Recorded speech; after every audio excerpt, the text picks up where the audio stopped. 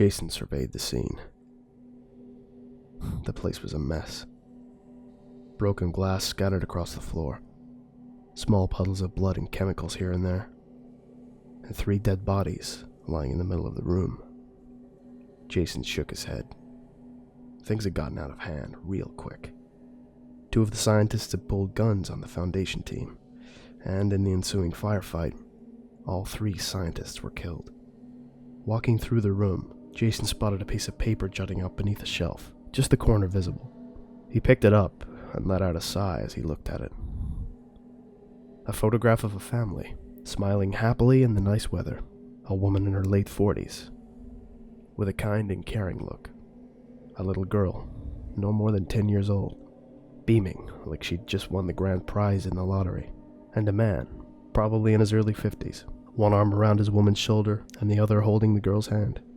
On the back, in very neat handwriting, was written, "We'll miss you every day you're away. Love, Carla and Lily." Jason shook his head. The 2 who had drawn guns were probably members of some shady organization, looking to weaponize or profit off the SCPs they had acquired. But this man, he hadn't fought, and had seemed completely surprised and terrified when his colleagues started shooting. He cowered beneath a table, and had been hit by a stray bullet. He probably had no idea what they were really doing. Perhaps too excited about working with such unusual samples to notice anything suspicious. Jason looked around the room, making sure nobody could see him, and pocketed the photo. He took another round through the room, making sure he hadn't missed anything important, and headed outside. Back in his quarters, Jason sat down in his bed and took out the photo. He looked at it for a little while, and then pulled out a small box he kept in his desk. He unlocked it and opened it, slowly looking over the contents. He'd have to get another box soon. This one was getting full. Inside were a number of items: a locket, a scratched and cracked CD plate, several photos, a broken watch, 2 drawings in crayon, and many other small objects. To anyone else, just a random assortment of trinkets and junk.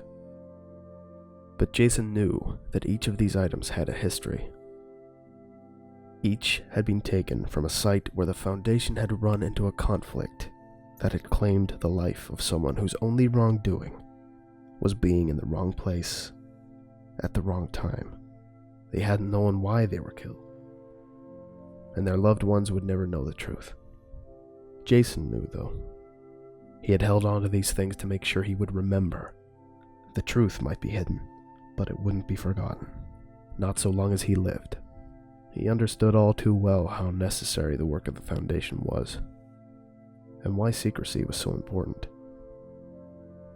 He knew that sacrifices had to be made, but the least he could do was remember those who had been sacrificed for the sake of all humanity.